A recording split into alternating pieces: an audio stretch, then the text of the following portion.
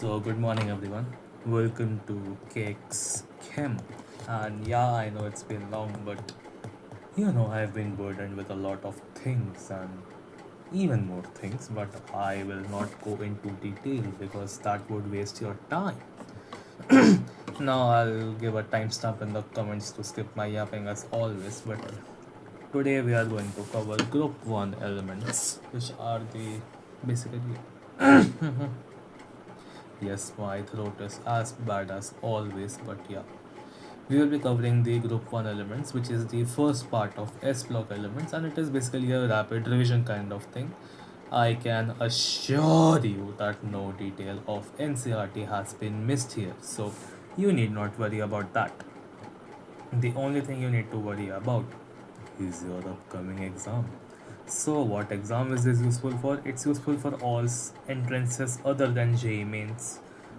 Maybe one day if J mains goes berserk and they suddenly want to include S block elements, so this should help them in the future. And of course, this is important for BitSat. I wrote the spelling wrong anyway. So let's begin and give me a second, I'll drink water. Yeah, so as I was saying, I will attach this document, its image. It's added to the master drive under ultimate revision section. The link will be in the description. So without further ado, let's begin. So first of all, what are the group 1 elements? You need to know their names pretty well, like yeah, it is important. So lithium, sodium, potassium, rubidium, and cesium. There is also francium, but we haven't been able to study it that well because its half life is 21 minutes, and hence nobody cares about francium, poor francium. But so these are called the alkali metals. And why are they called the alkali metals, you may ask?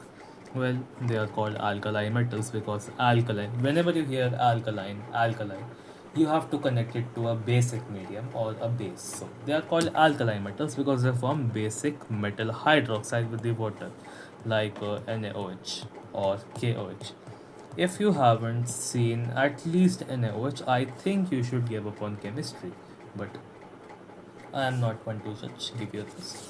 Now that we know the elements, let's learn about some random facts. As I told you, francium has a half life of 21 minutes.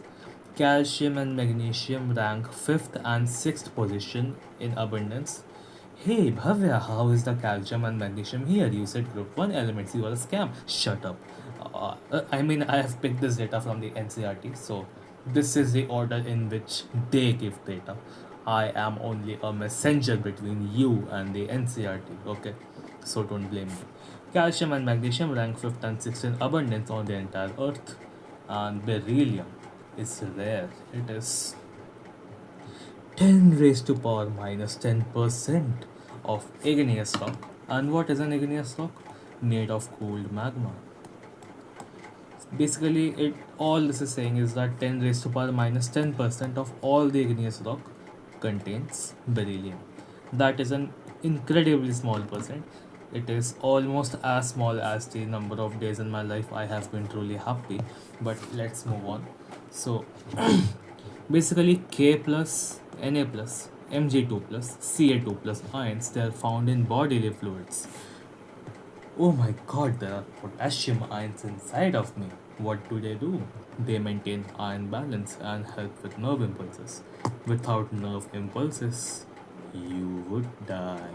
Now, since these are very reactive elements, they are never found in the free state because they're too reactive. They are in fact so reactive that they react with air too, and hence we keep them in kerosene oil. And this is just a general inorganic point. MO2 is called a superoxide and M2O2 is called a peroxide. Okay? Now, now that we're done with that, let's move on to the trends. The most important part of any group. What are the trends and physical properties? Well, first of all, most electropositive metals. The group 1 elements are the least electronegative and the most electropositive elements in a respective period. And they readily react to lose that electron. They have an electron in their outer shell. Oh my god, if I lose that electron, I get noble gas configuration. I am ready to lose that electron because I love noble gases. So, that electron, this is why they never found in the free state. Yeah, so sorry, I had to cut off the recording in between because I had to go drink tea. But yeah, let's continue. So that they will readily lose that electron which they hold in their outermost shell, and this is why they are never found in the free state. What does this mean? It means they're always found in the, what do I say? The combined state basically. Potassium, you won't find potassium just lying on the floor. You will find it as KCl maybe KOH, maybe K2CO3, maybe KNO3, who knows? But never pure potassium. Similarly with sodium and all the other guys. Now this is a graph of the E naught. Okay. E naught cell. What E naught? The tendency to lose the electron. The higher this value, ignore the coordinate point, the x-axis coordinates. I plotted this using Desmos, so this is just redundant. So what I want to say is that the higher the y-axis value, that means higher the tendency the element has to lose its outer electron. And using this graph, we can say that lithium has the highest tendency, sodium has the lowest tendency, and the tendencies of potassium and the rubidium and cesium, they are intermediate of the two values of lithium and sodium. And to be more precise, the highest is that of cesium, followed by potassium, followed by rubidium. Okay. They have the largest sizes in this period, not a surprising point. I combined all trends into one. Basically, ionization enthalpy, melting point, boiling point, and the magnitude of the hydration enthalpy, it decreases down the group. And because of that high hydration energy, now hydration energy ka magnitude, it decreases down the group. That should imply that lithium has the highest hydration enthalpy. And what does that mean? This means that lithium is going to reward you if you hydrate it. Hence, lithium salts are always hydrated. For example, LIC, this should be small l, my stupid. But anyhow, LiCl exists with two waters of crystallization. Now, the melting point and boiling point, they are low because they have weak metallic bonding. As we studied in d block elements, the metallic bonding is directly proportional to the number of unpaired electrons, because more the unpaired electrons, stronger the metallic bonds are formed. But since there is only one unpaired electron, it is not that special, and hence the melting points and boiling points are low. Density increases down the group, but of course there is exception. There is one thing I say: jumping into inorganic chemistry and expecting no exceptions is like jumping in the sea and expecting no salt. So density increases down the group, but exception: potassium is lighter than sodium, not by atomic mass. It is lighter than sodium in terms of density, which means if you have 1 meter cube of potassium and 1 meter cube of sodium, the potassium will be lighter. So this order becomes this. Okay. Ignore what I said. I was dumb. This is the order for density is not mentioned. Basically, this is the order for the abundance. Nakali Rab Kaspat, I don't know. Anyway, so sodium and potassium are the 6th and 7th. I cannot say that together because some of you are white. So most common elements on earth, and they are silvery white and soft metal. So we are done with the trends and the physical properties. Let's learn about the chemical properties. Okay, how do the group 1 elements react with different things? Let's learn. Now with air, they tarnish. Now see one thing. Here we said that they are silvery, and here we say that they tarnish. Silver also tarnishes, if you know. In fact, silver is known for tarnishing. Hence, use that as a link to remember this fact. So with air, The S block elements tarnish, they burn vigorously in oxygen to form oxides. And if those oxides react with moisture, they form hydroxides. I think the reaction is easy to imagine for you. If the S block element is lithium, it forms the Li2O, which is the major product, and Li2O2 lithium peroxide, which is the minor product. Sodium forms sodium peroxide, major product, and sodium superoxide being the minor product, and the rest of them form only superoxides. And we talked about oxygen, but the air also has 78% nitrogen. Okay, so only lithium is the element which can react with nitrogen to form Li3N. The rest of the elements do not, and remember that. Now, if we react these elements with water, they form metal hydroxides and release hydrogen gas. Okay, this is part of them being basic. Now, lithium has the most negative E naught, as we said. Like here, I showed a graph of the magnitude, but by most negative, they mean that lithium has the highest tendency to lose the electron. So, since lithium has the most negative E naught, but its reaction with water is less vigorous than sodium. You would think that if lithium wants to lose its electron more than sodium, then it would desperately try to attack water and its reaction would be boom, explosive. But actually, that's not what happens. Why? Because lithium has small size and very high hydration energy. How can I attack water? Water is my friend. I would like to form salts with water as crystallization. Hence, that is the reason why the reaction of lithium with water is less vigorous than sodium. I recommend checking out a YouTube video for throwing alkali metals into water, and cesium quite literally explodes. But yeah. Now, group 1 elements also react with proton donors like alcohol, gaseous ammonia, and alkynes. If you remember, there was this one reaction where if you reacted sodamide with a terminal alkyne like this, say this, anything like CeCH3. Okay, so what would happen is that this H would be replaced by an Na plus. Okay, and this becomes basically an alkyne carbanion, and you see they react with alkynes as I told you. The same thing they do with alcohol. They form alkoxide salts and gaseous NH3. Like I told you, sodamide itself is a salt of NH3 and a group 1 element. Okay.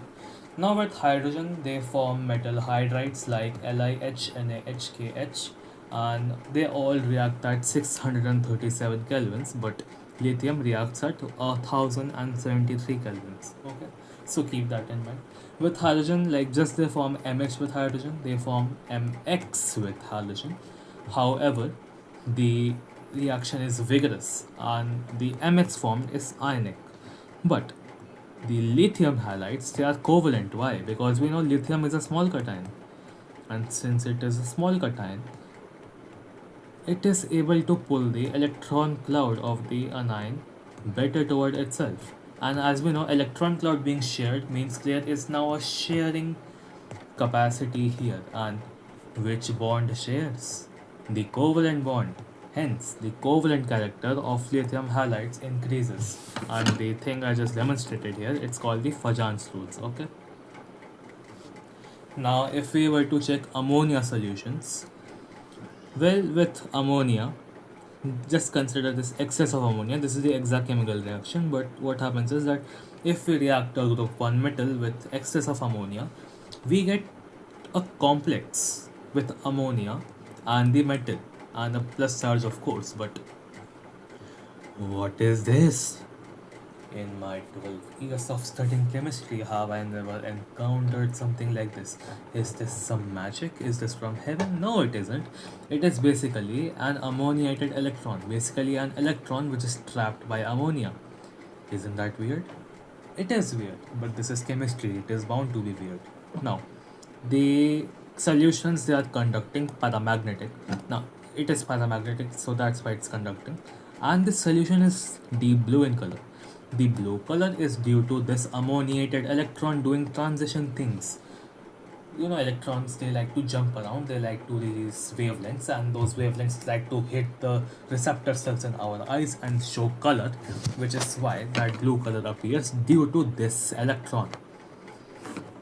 Solutions are paramagnetic, and if you let this solution stand for a long time, they slowly liberate hydrogen, and this forms an amide. This is basically, keep in mind, this is the method of preparation of sodamide. They might ask you this, or they might not, but does it hurt to know? And a cool thing I saw, you know how if I say SX, this means aqueous sulfur, so AQ means water, and I got to know that AM means a solution in ammonia. Isn't that cool? And in concentrated solution, like if this solution was concentrated, the blue color changes to bronze and solution becomes diamagnetic due to dimerization of this electron.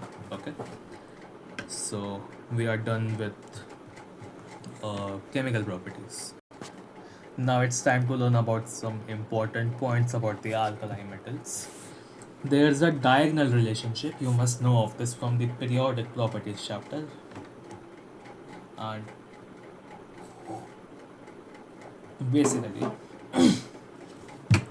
the lithium, it, like right below lithium there's sodium, and right below beryllium there's magnesium, but lithium represents magnesium and beryllium represents aluminium in most of its properties. Why? What is this diagonal relationship?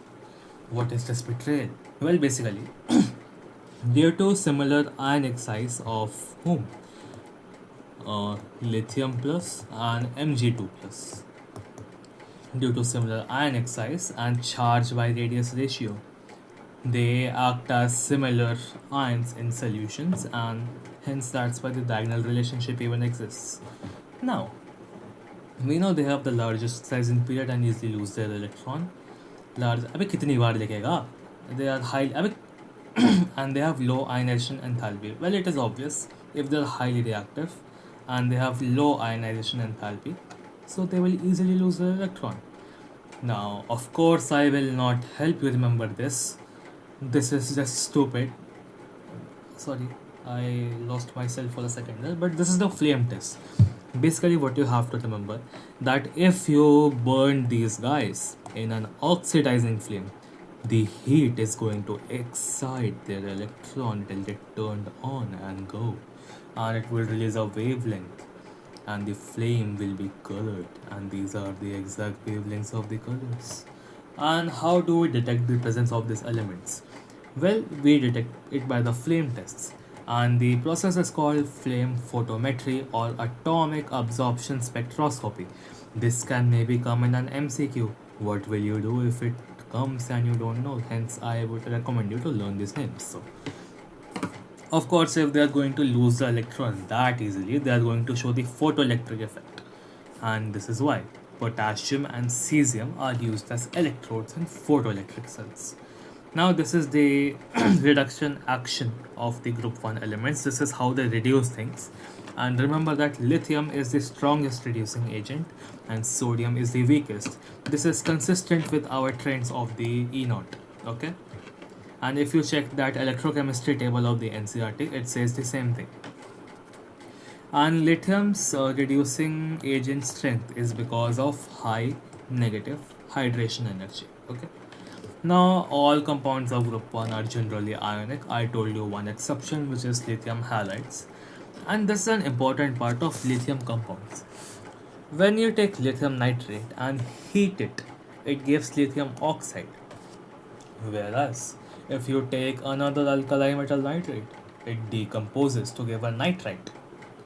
So this is a part of the, lithium magnesium similarity, because magnesium shows a similar reaction and it shows a deviation from the other alkali metals. So keep these reactions in mind and just say that LiF and Li2O, like lithium salt with fluorine and oxygen, are comparatively less soluble in water compared to the other compounds of like the similar compounds like this of other alkali metals as the cationic part. Okay, now one second.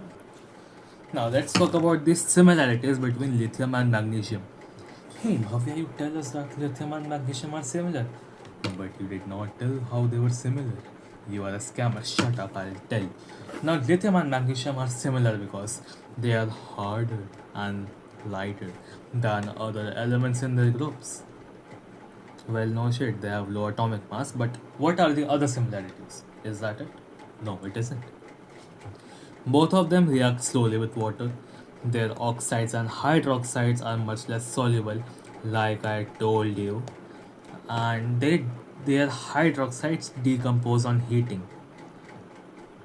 I think I told you that somewhere. Both of them form nitrites. Like I told you, lithium is the only one that forms a nitrite just because of this similarity. And Li2O and MgO do not combine with excess oxygen to give superoxide. I told you this earlier.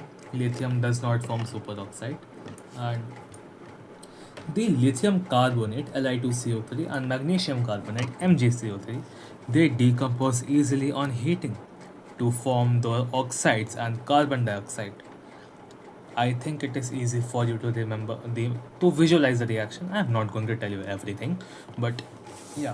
And the solid hydrogen carbonates are not formed by lithium and magnesium. Basically, what this means is that if you look at LiHCO3, this is a hydrogen carbonate anion, and if you look at MgHCO3 whole twice. Now, if this was replaced by another group 2 element and this was replaced by another group 1 element, the formation of the hydrogen carbonate would be in solid state. But it is only lithium and magnesium that do not form a solid hydrogen carbonate. Okay, both LiCl and MgCl2 are soluble in ethanol, and both LiCl and MgCl2 are deliquescent. What is deliquescent? Deliquescent basically means they have a tendency to stay in the liquid state. Notice how even though this is a halide and we are talking about hydrogen carbonates in the above point, the hydrogen carbonates were in liquid form. So you can maybe think that lithium and magnesium have a tendency to keep their salts in liquid form. But NCRT specially states the chloride, so they are deliquescent and they crystallize from aqueous solution as hydrates.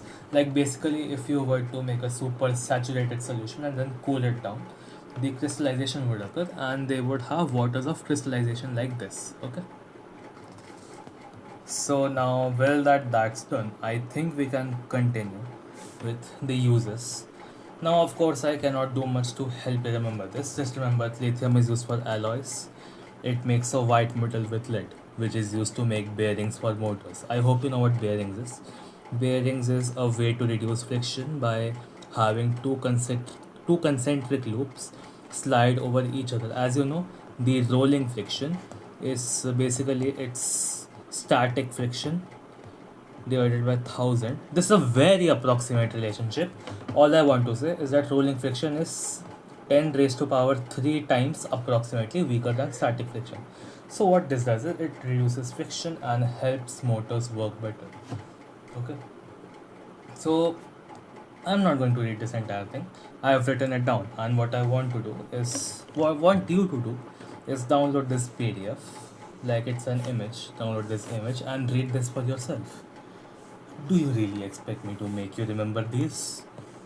Used for sodium lead alloy, which helps make organic compounds like lead. What is this? Ethylide, methylide. I don't know what it's called. But these were used as anti-knock additives to petrol. I don't know what the absolute shit that means, but maybe you can just remember this. Now we focus on lead-free petrol. We don't want lead in petrol. And liquid sodium was used as coolant. Okay, just see potassium and cesium. I told you for making electrolytic cells, photoelectric cells. Okay, okay. So we are officially done with the top part, more or less. It's time to come to the bottom part, and again I am sorry. These individual compounds, I cannot tell you much tricks to remember these, but well, what I want you to do is take a printout of this entire thing, but instead of one page, divide it in half and take it in 2 pages. Okay, and when you get those 2 pages in A4 sheet, combine them from the middle to make a big A3 sheet, which is also foldable around the corner, and then you can just open it and revise it whenever you want. Okay. I will give a very 4K quality image I will give, so don't worry about compression. Now, uses we studied. Let's learn about oxides and hydroxides. How do they my throat? How do the oxides and hydroxides of group 1 elements behave? Now we saw one thing, that when we were reacting them with oxygen, lithium was forming Li2O, minor was what am I saying? Sodium was forming peroxide and rest were forming superoxide. Now why is this happening? Why is the stability of peroxide or superoxide increasing down the group? Well, it is due to a larger cation stabilizing a larger anion. And if you must, you may consider this a lattice energy effect. This is how hydroxides are formed when oxides react with water.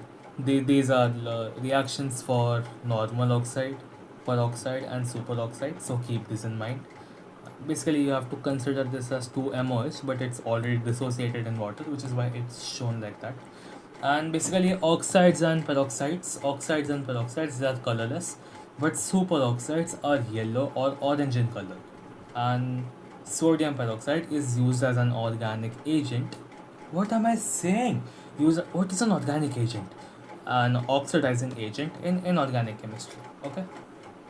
And if we look about the physical properties, the hydroxides are white crystalline solids. Like, I think you must have seen sodium hydroxide in a lab. It is a white crystalline solid. Do not ingest it. It's not tasty.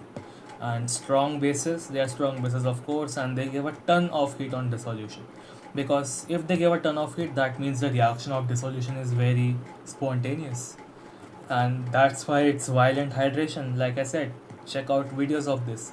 Cesium literally explodes on contact. And now let's talk about the halides of group 1 elements. These are high melting colorless crystalline solids. Why are they high melting? We saw that the reaction with halides was vigorous, which means it was very spontaneous, and the formation of MX was very spontaneous, very feasible reaction. Hence, it is not a surprise that it is hard to decompose the thing. So, it has a high melting point. Okay, this is a reaction. Any group 1 metals, oxide, carbonate, or hydroxide plus hydrogen halide gives metal halide. And like I said, the reaction of formation is extremely spontaneous. Then they have highly negative enthalpy of formation. Just read this. The enthalpy of formation values for fluorides becomes less negative, or in other words, it becomes less spontaneous as we go down the group. But the trend gets reversed for chlorides, bromides, and iodides, which means they get more stable down the group. And for a given metal, the enthalpy of formation is always less negative from fluoride to iodide, which means formation of the fluoride is always the most stable reaction in for the specific given fixed metal. Okay, this is the melting point, follows a regular trend. Fluorine, chlorine, bromine, iodine, they are all soluble in water. But lithium fluoride is less soluble than the others because it has very high lattice energy, and cesium iodide is very low solubility because it has low hydration energy.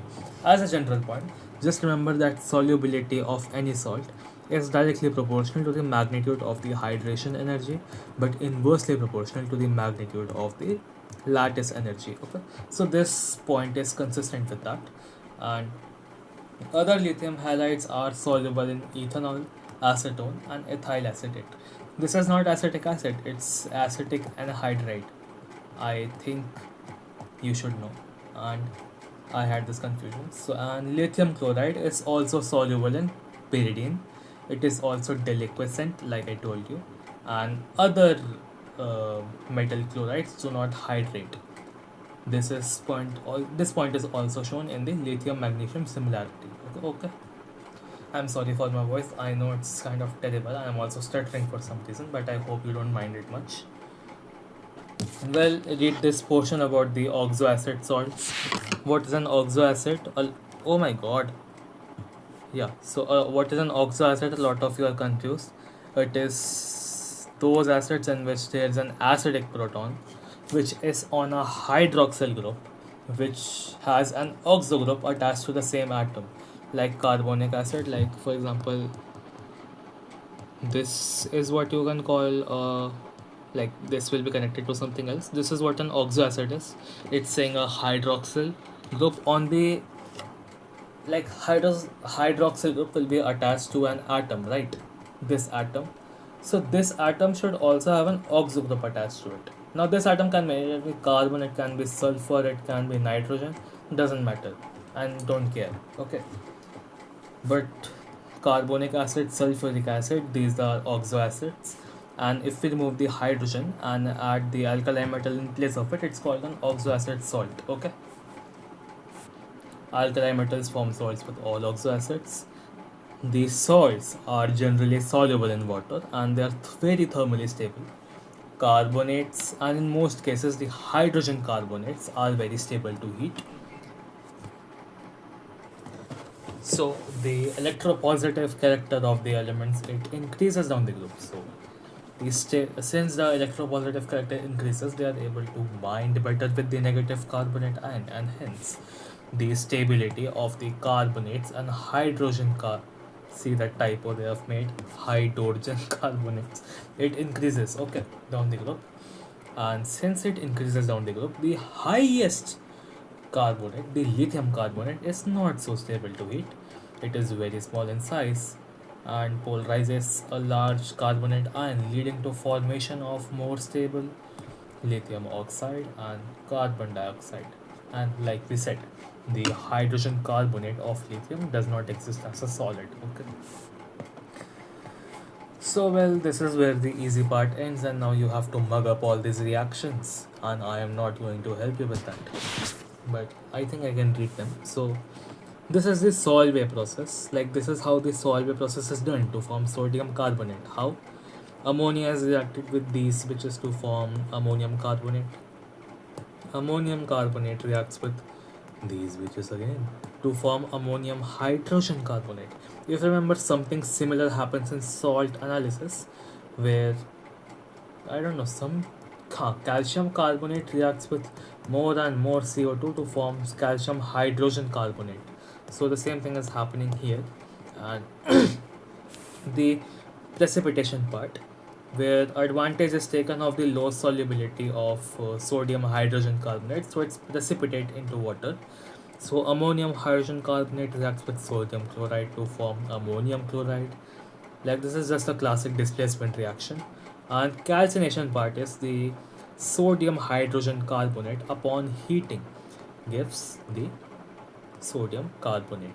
Always remember, a carbonate will almost always be more stable than the hydrogen carbonate, and extra CO2 and H2O they are recovered like this, and the ammonia is recovered by reacting the ammonium chloride with calcium hydroxide like this. Okay. Now this process cannot be used to form K2CO3 because KHCO3 is soluble in water and cannot be precipitated, and this is a heating effect. Basically, sodium carbonate has 10 waters of crystallization, but upon heating, it loses 9 of them and becomes a monohydrate with only 1 water of crystallization.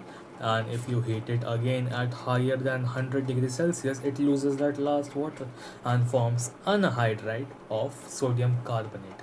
And this is called soda ash. Okay.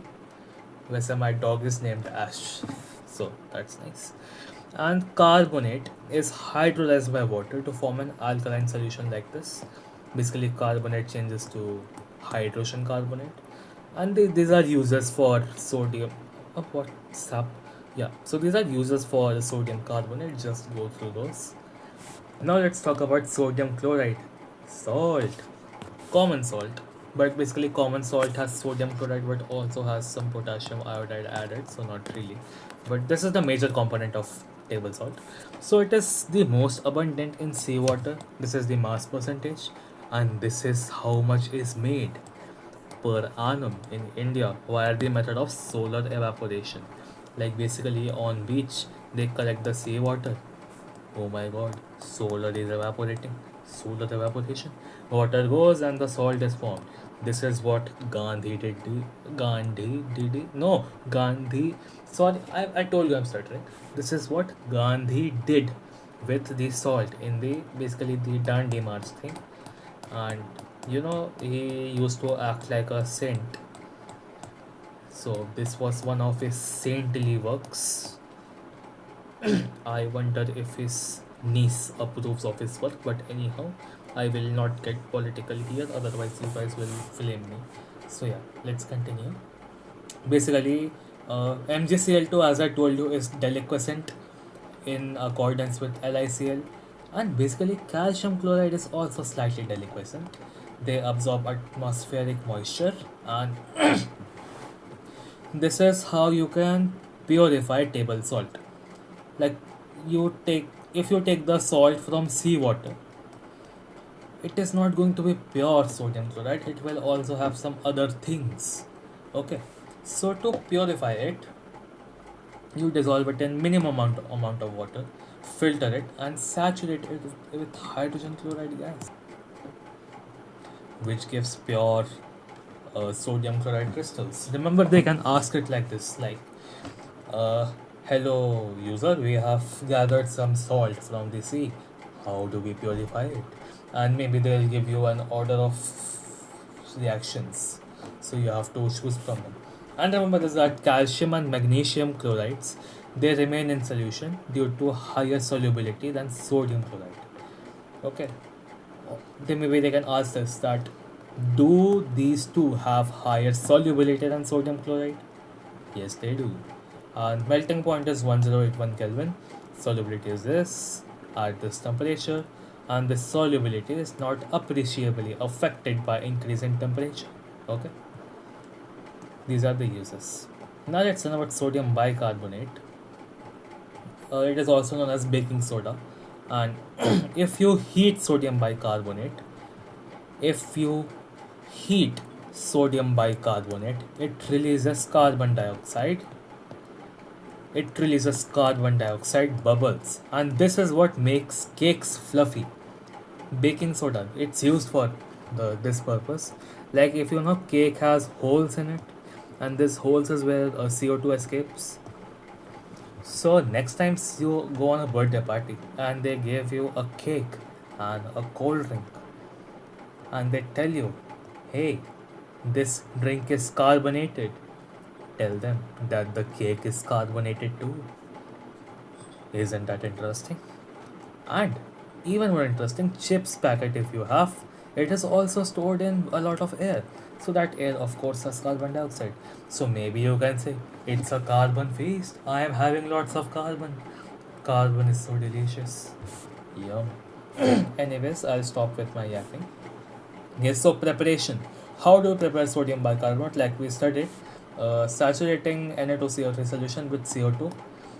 I told you something like this happens in salt analysis, and NaHCO3, it precipitates due to low solubility as a white crystalline powder, just like sodium hydroxide. And the reaction looks somewhat like this. I think this was also there in the Solvay process thing. And these are the uses of sodium hydroxide.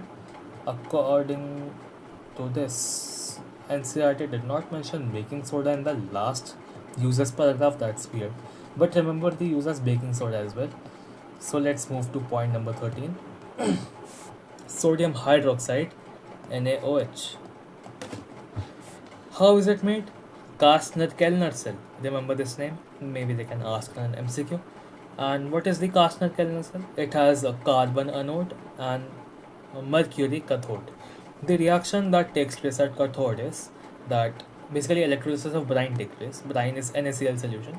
So the sodium ion, it takes up an electron and reacts with mercury to form a a sodium amalgam, and on the anode chlorine is formed. So this amalgam, when we treat it with water, basically amalgam is an alloy with lead.